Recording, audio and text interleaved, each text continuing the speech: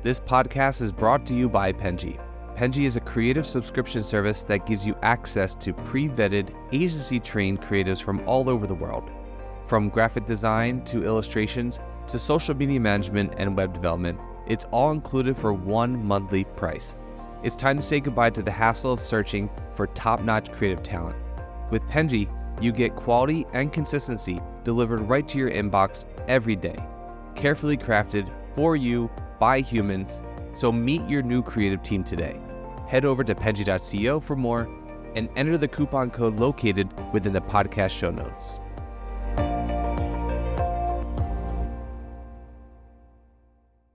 Hello, everyone, and welcome to the Fully Managed Podcast. Alex, thank you for joining me today. I really appreciate it. Thank you so much for having me. Thank you. Okay, perfect. So today we're going to start with a game as per usual.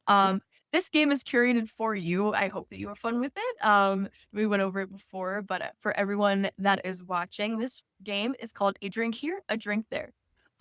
So I want you, Alex, to create a drink for each of these settings. Some of them are very random, and maybe you wouldn't be drinking in these scenarios, but like a drinking, I wouldn't even have time to have a drink in these scenarios. No. Shannon, there's always a drink. There's always right. a room for a drink.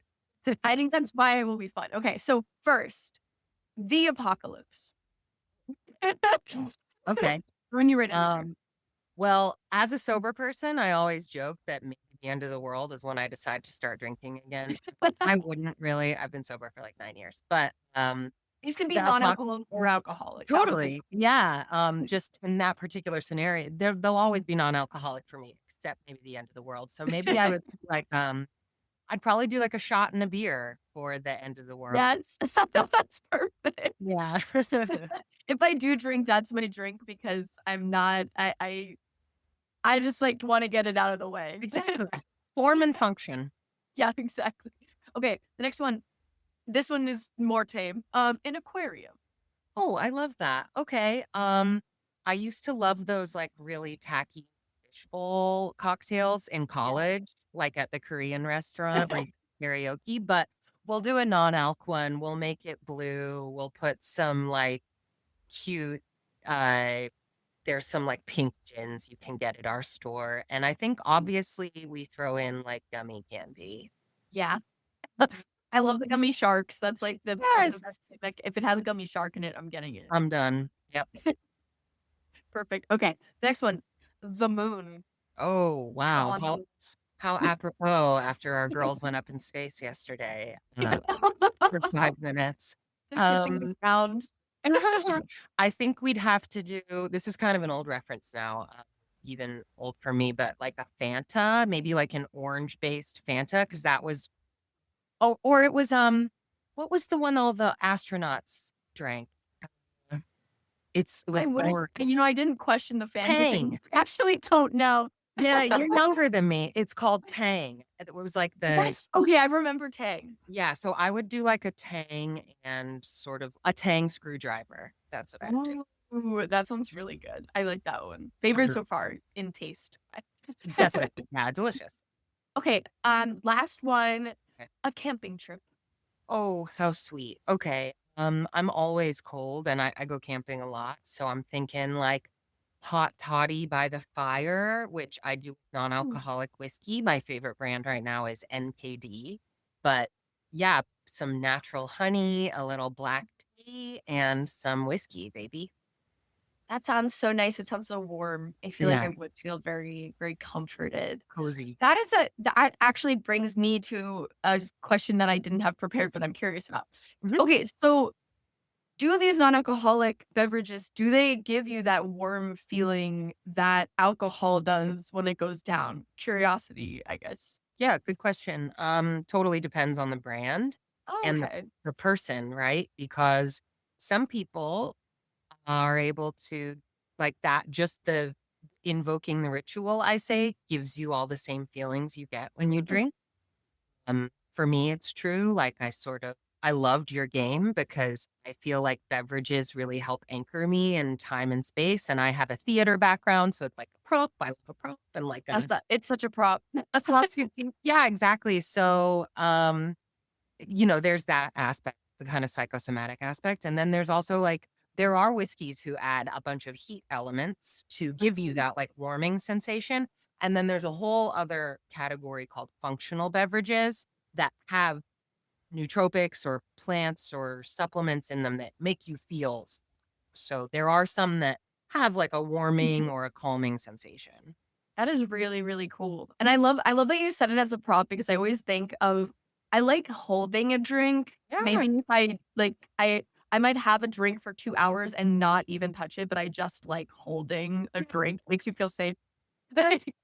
Totally. I think it gives us all something to do with our awkward hands, especially like high energy people like both of us obviously are. Yes. No, it is something that's very perfect for that.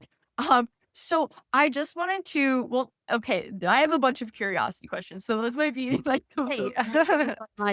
but okay, so Spirited Away, first thing I think of, obviously Studio Ghibli, which I would think you were, okay, so is that what inspired the name? No, Okay. Do you get not that a at lot? all. So to be clear, I'm not a founder. I'm the Yes. co-owner and partner at Spirited Away and the general manager. Douglas Waters founded Spirited Away and came up with the name. And I'm blowing up his spot here, but he didn't even know about the movie.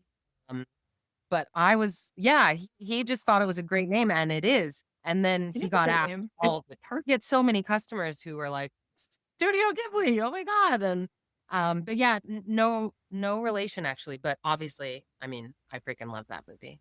Has he watched the movie since being asked? Yes. And he went on a year-long trip around the world and made a point to stop at the Spirited Away Village in Japan. Oh, that's so sweet. I feel like you could do some beautiful partnerships in Japan, like related to that. Right? So true. And Japan has a really cool non-alc scene as well.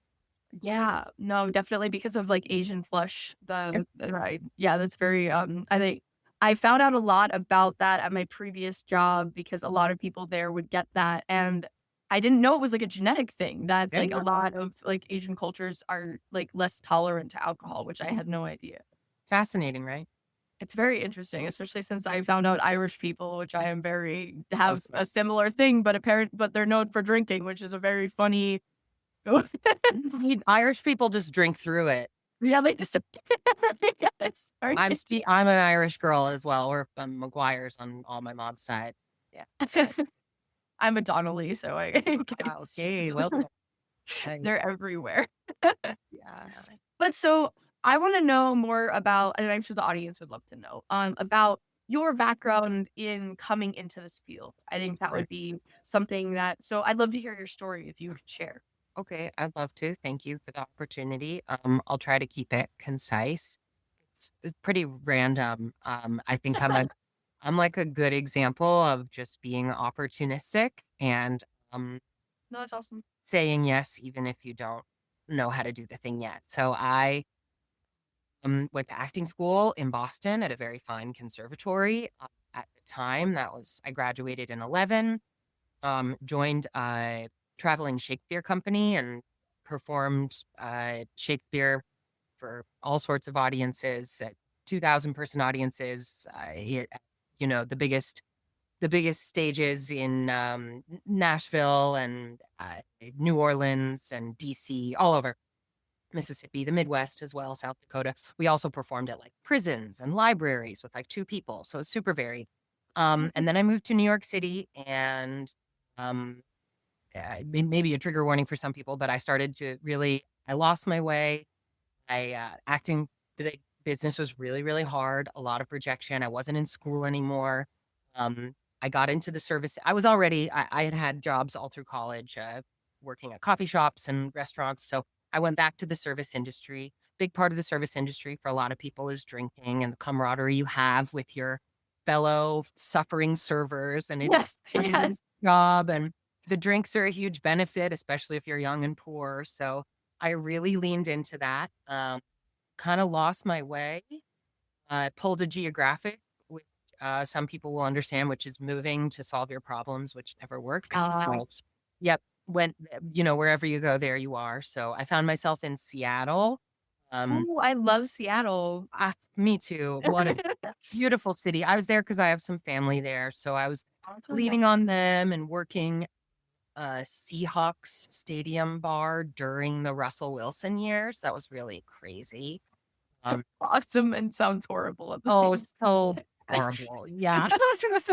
But anyway, I really learned how to hustle, and I did, for all intents and purposes, still fall in love with the service industry. I just like, and the theatricality of it, right? Like there's props, there's a backstage, there's a front of stage, there's like all sorts of cool stuff. Like um but again, I couldn't really get a handle on my drinking, so I moved back home to Utah to dry out. I'm not Mormon, by the way, for what it's worth. I think people usually wonder when you say you're from Utah and you bring up drinking, but not Mormon. Um, and from there, I'm getting to the interesting part of the story now, and I'll wrap it up. But I quit drinking, and suddenly my whole life started to open up again. I got an offer from an old friend I went to school with who was directing something off Broadway. So I had a chance to get back in the city, and I had been long distance dating my now fiance, but we just met. And I said, "Hey, I need somewhere to stay for like 3 months while I do this show." And he was like, "Okay, sure." So I moved in, never moved out. That was like 10 years ago. But yeah, I got a job at a coffee shop, and I really wanted to stay away from alcohol and the service industry. Coffee shop was the closest thing from that job, from just doing kind of the best I could. I made friends with a lot of really interesting regulars, and one of them owned a small independent pet food company, and he needed a sales rep. And I didn't know how to do that, but he knew I knew how to work a room because I knew everybody's name at that coffee shop, and I was getting I was falling in love with New York City all over again. The cool small businesses and the owners and everybody's all mixed together. So I started working for him as just like a trade show rep, and over the next 6 years became his head of sales for the Northeast. Um, and the crux of that business was that they only worked with small businesses. There was no Amazon, there was no big box stores. It was a brand for independent small retailers, which is a dying breed in America, as I'm sure you know. And I love small business. I just fell in love. I realized I wanted to own a small business because that was always what I was missing in New York, was like feeling like I had a piece of it. Any of these big cities, I feel like, Yeah. you just kind of want to conquer them. I do anyway. So I got the sales job. I was learning about small businesses, and I started a sober women's group. It's called Spirited Away. I'm sorry, it's called Sober Sally's. I was like, wait, Wrong person. Sorry, Stole but so rude. No, I got all my friends. So COVID hit, right? I was very open about my sobriety. I had lots of DMs coming to me from all my friends individually being like, "I want to talk about alcohol, but I don't know how." And I was like, "Let's get together." So we all started getting together on Zoom. From that group, I learned about this weird store that sold only non-alcoholic beverages. And I was like so lit up about it. Like I could not imagine, after basically drinking seltzer at bars, and I continued to go out. I still like going out. I like taking advantage of everything the city has to offer. I so I went into Spirited Away. I had a really emotional response as soon as I walked in. I was just like, holy crap, like I can have everything here. And I don't feel like I'm missing out. Everything is gorgeous. These are made so nicely, intentionally. And last part of the story is I told the owner, Douglas, that I really wanted to be involved. And he didn't have a job for me at the time. Small business, super strapped, all that. But I kept hanging out, and he eventually told me he was planning on taking a year-long trip around the world. Would I like to run Spirited Away? Crazy, like really random, but he must have gotten a good vibe from me. And I said yes. And I started just as general manager and then matriculated to a partner. And the rest is history. And I'm sorry that took so long, but that's the story. I really loved that. It was also, I really resonate with your story on like a different level of the idea that I'm also very opportunistic. So Yeah. this is like such a weird parallel, but I always worked in the service industry growing up. I feel like everyone, you're in college, that's what you do. Yeah. I serially worked at pizzerias for some reason. I don't know. I'm not Italian. I come from New Jersey, and there's a lot of Italian. Oh, that's good enough. Like, you're like honorary Italian Yes, at that point. definitely. But I got my first like real adult job because someone really liked my service and came in again. Yes. I didn't even remember them. There's so many people that come in. I didn't even know who they were. And they came in, they're like, I really liked your service the last time I was here. Here's a goodie bag of a bunch of products that I sell. I'd love for you to come work for me. And everyone thought that was like the strangest thing. And I thought it was strange. So I didn't know people do that. Yeah. And so weird because that's like kind of exactly what happened to you. Yes. That's so funny. Well, and now I do it all the time. Like I realize how rare it is to see a like semi-young person like really give a shit about something that is pretty inconsequential to them. Like that's special. I guess it also I don't know how like generationally I guess I don't interact with the people younger than me much because I just Yeah. doesn't happen as much. Um but I did notice a insane appreciation for my customer service solely because people weren't getting that Yeah. like otherwise. And I think that's so it's sad actually. Like It it's is. kind of sad because I'm just being nice. Like I just see myself as being like a normal person. Totally. And You're not people doing much extra. I know, and I feel like I it makes me kind of sad actually, like this to the future of the service industry, like not giving like a shit. I hope they do. I hope that it's not everywhere. I know it's not because people are nice to me all the time, but like, People are nice. I think it's also a mix of like places need to pay their workers the right amount. Um, yeah, for them to care. yeah, Because you if have having to. to care, money is value. If you don't Money is value, energy. mm, Yeah, I really believe that. And you've got to give. So it also shows when you've worked for somebody like you and I now, if we ever manage people, which I do, I'm very sensitive to the fact that I've been managed and I want to be treated like they're treated. And yeah, I think that translates. But also, yeah, it's just it makes any job more fun when you're people like it. It's a good time. And yeah. exactly. If you feel, I think when you feel important and valued at your job, then you're more likely to like care. I mean, like when people, you Yeah. can go into a place and know that everyone loves working there. Like you can feel it. 100%. 100%. Mhm. Yeah. Yeah, Well, it's so true. speaking of, okay, so I'm sure having so much passion for Spirit Away that you do love working and like co-owning. So, um, I have a bunch of questions about this. So, first one, how do you go about educating people about like Wow. there's this is probably so much education around it. Like a lot of people are Yeah. wondering. Like that first question that I had of like, does it feel warm going down? Like, does it? Oh, man. Yeah. Yeah. So many questions.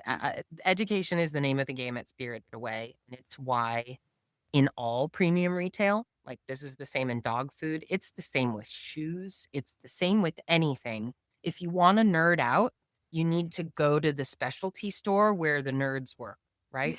Yeah. That's yeah. Or like, a really high it's usually the higher quality spots that can take a little more time with customers. So that's what we do at Spirited Away. We've obviously we every year we're busier by a lot. I think we're 30% busier, 38% growth year over year at this point. And that's been consistent the last 5 years. So getting busier, which means more questions, but also less time for customers sometimes. But there's tons of good resources. But usually we start with what do you like to drink? And it doesn't have to be alcohol because we have a lot of people come in who've never drank before in their lives. A lot of Muslim customers, a lot of just like East Asia, like that. A lot of parts of the world people don't drink, never had. Yeah, So, not I common. mean, like, what's your favorite cocktail doesn't mean anything to them. So, starting with like what's important to them, I love working at Spirited Away and in this industry because you very quickly cut the bullshit. It's very much like people come in and they're like, I'm looking for a change. I'm looking to mix things up. I need something that I've never done before. I'm new. And it's like you're just really talking about their habits and their rituals very quickly before you even know their name sometimes.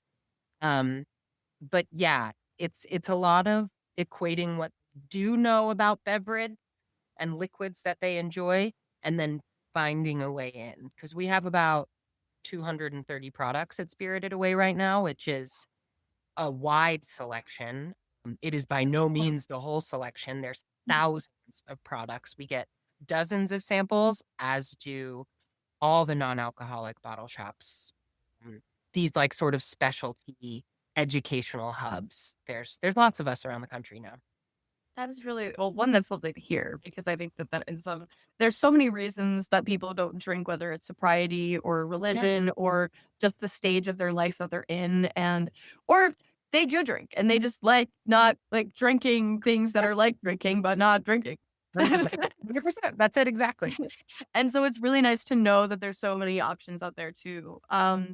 Is Do you guys offer like classes for making drinks kind of thing? I was always like that was something. Yeah.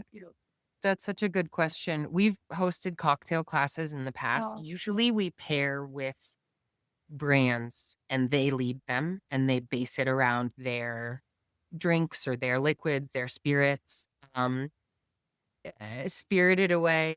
Yeah, we are primarily just a retail space, which is so interesting because we have such a great name and reputation, I think, in the industry, being like one of the first and longest around. But most of these small businesses that are like ours, there's one in every major city at least now, they make a lot of revenue by flexing the space for things like classes, events, tastings. It's just a great revenue stream and a way to maximize. You're paying rent for 24 hours a day. You might as well use the space as much as possible.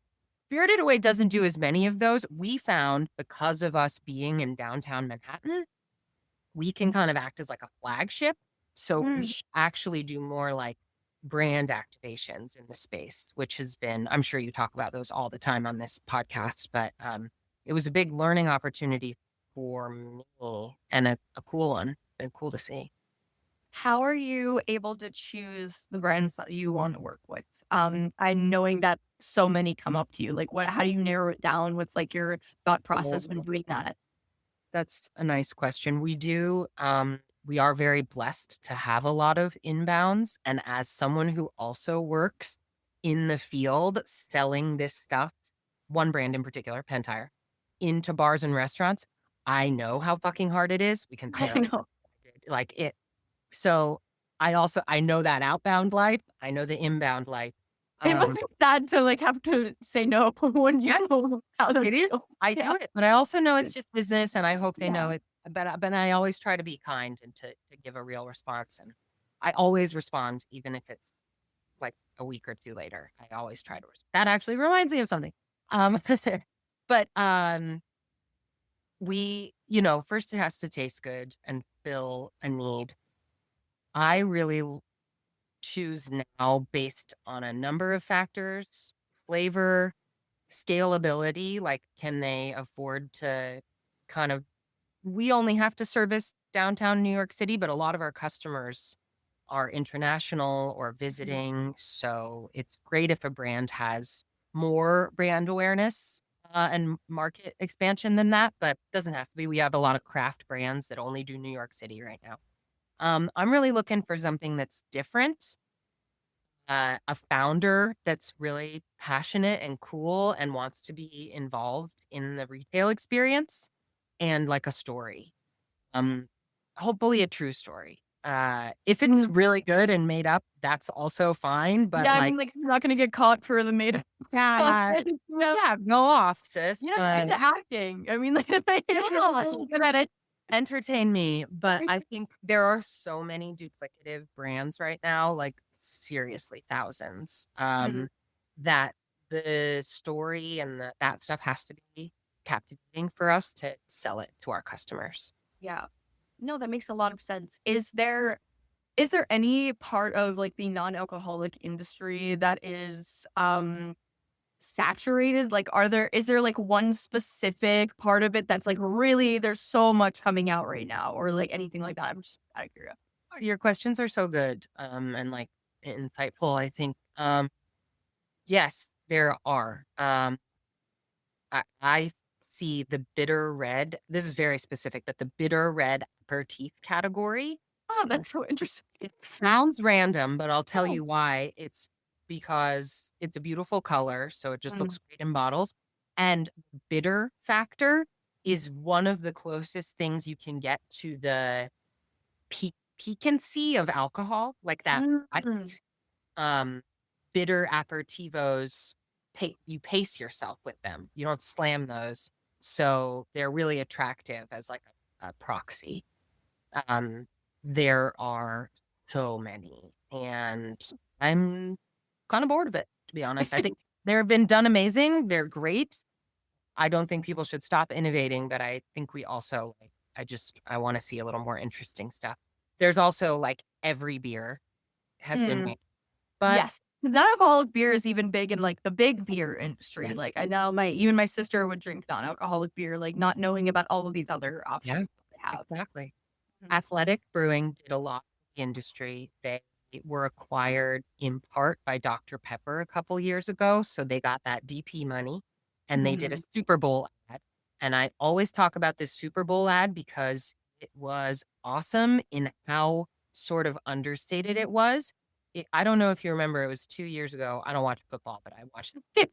And it, it was like a woman at a bar at like time of it watching a game, and she said, "Can I have an athletic?" And the guy said, "Yep." And he put it on the table. And that was the ad. And it was very much just like no big deal. Like Yeah. order an athletic. It's kind of ubiquitous with like a non-alc now. And Yeah. nobody's gonna make a fuss. No one's gonna call you out for not Well, drinking, just being with everybody else. Mhm. I thought that was genius. Um, but it's so easy to make non-alc beer. Most of these people are already making it. You just de-alc it, which is not nothing. It's a relatively time-consuming and expensive process, but you can get it pretty close. But that being said, I don't think beer is oversaturated because like everybody loves their region's beer, and I Yeah. think there's like room for it. No, I definitely understand that because thinking about like the sheer amount of craft beers that Yeah. exist that are non-alcoholic, that are alcoholic, I can probably see that the non-alcoholic beers can't even withstand, like they can't Yes. they can't even surmount to the amount of No, like not actual even craft close yet. beer out Yeah. there. Exactly. That's so interesting because I actually love what you said about the commercial because I do, and maybe this is because I'm overtly socially conscious at all times. Like I'm always worried that I'm like doing something wrong. Yes. That being in the service industry and having worked in bars, my biggest worry when ordering something non-alcoholic is like, oh, the server is going to be mad at me because my bill will not be as much I as know. someone else's. Do you ever feel that way? Do you? Yeah. I think about that all the time. I do, and I think I still get that at bars. I feel like there's a lot of American shade around Yeah, not drinking. culture, unfortunately, like, makes people angry at each other for no Yes, reason, yes, and yes, yes, yes. admit that that is what people live off of Yes, because that's that's just so how it. our country works. That it's kind of capitalism's fault. Yeah, And it's just here we are talking about capitalism, so it's fine. We're trying to find our niche, right? I mean, this has been done. You were talking about like beer's been done forever. It's so standard in Europe too, like Germany and Spain. I was just there last summer. You can ask for cerveza sin alcohol, like everybody gets it. They don't have a lot of choices, but they just put it down. It's very common because they just want to get people together. Like it's just important to be together and drinking and eating. It's about what you're drinking and eating or fucked up. So I think like that culture is coming over a little more. But also, yeah, I was just on a hospitality school podcast at Johnson and Wales. They have a big, beautiful hospitality program, and they're really into non-alc. And it's very important to let like all the service industry people here know that there are fine non-alcoholic options now. And by fine, I mean capital S, like premium, that you can charge about 75 to 85% of what you'd charge for your regular craft cocktail menu. And people won't get mad at you anymore. You might have to say, maybe it won't be right for your bar or restaurant too. Like you have to be a Of course, yeah. nicer, I think. It's like you should vodka soda land. But if you're a place where people are into it, like you can say, well, look, it takes extra work to de-alcoholize the products, and our bartender and bar director worked really hard. It's a Yeah. beautiful. And then you can charge that much. So I'm excited for that. But to answer your question, yes, I feel so self-conscious. I still feel self-conscious not drinking sometimes. It's like a people-pleasing thing. You want to give people the right to give you something. Yeah, sometimes they even like compensate with a larger tip because I'm not. Yes. It's not like I'm like, oh, I like should I even do that? That's not really fair. But like it is like I'm so conscious of the fact that people are living off of this money, and it just, I know. the more you know about it, the more it's so funny because the people that aren't educated on it or like just don't care are the ones. Oh, they won't even tip. Or Yeah. tipping the tip. It's crazy. But yeah, no, I was just in that. It's really cool to know that the industry is expanding to the fact that, like you are still kind of like, maybe it sucks to pay a premium price, but it's also really nice to be able to still have that I love it. camaraderie, not be like judged or, Yeah. because people love the act of going to a bar a lot of the time. Like maybe it's not Yes. even drinking, but it's like that ritual. Yes. I don't miss alcohol. I don't want to drink it anymore, but I work really hard to make some disposable income. I also made the choice not to have children. So like I live in the second most expensive city in the world. I want to I like spending my money on fun shit. Like beautiful, not Your life is only so short. I mean, like, and like I'm doing all the other stuff too and saving and giving to charity and volunteering, but part of my life is engaging with the economy in a way that gives me joy, and that is one of the ways. So I don't get mad, and there are so many beautiful bars that are really with it too. Mhm. So for as bleak as I make it sound sometimes, it's really awesome. No, I really love hearing that too, and I think that there is sometimes I think it's sad for a lot of people to not realize that there's so many ways to enjoy life without having to drink. And I think that having those options because I think that those settings are so common that people think that they're the only option. Sometimes, like in your area, they might be one of the only options to like go out and have fun. Like there's not Totally like, true. the base things. So to have just the option of non-alcoholic, or like you're not just getting water all night, or like whatever, Yeah. and hang out with your friends, or go and do something and feel comfortable, and to see that expand is just really wonderful. Yeah, you nailed it. Well, I think this is the perfect way to end because we're kind of on like a little bit of a wholesome note and we're like right up at time. So it's so fun. Thank you for sharing so much about this industry because it is really something so cool to me. I'm really happy that you were able to come on because I loved exploring this. You ask such like lovely questions, and your curiosity it really inspires me. And if you're ever downtown Manhattan, please stop by. I'd love to commandeer you for a couple hours and taste you through what we've got to offer. I would absolutely love that. I have a friend in Hoboken, so I go to New York like every once in a while with her. Oh yeah, hit me up. That would be great. Thank you. Thank you so much. And thank you everyone for watching. I hope that you get to explore these options as well. That would be really lovely. Check out Spirited Away. You will have the link in the description. And thank you so much for your participation as well, listening. And thanks, Alex, for joining me again. This was absolutely lovely. Absolutely. Thanks, Shan. You've been listening to Fully Managed, brought to you by Penji. Check out the show notes to learn more about today's guest. And to learn more about Penji, the human-first creative subscription service, head over to penji.co.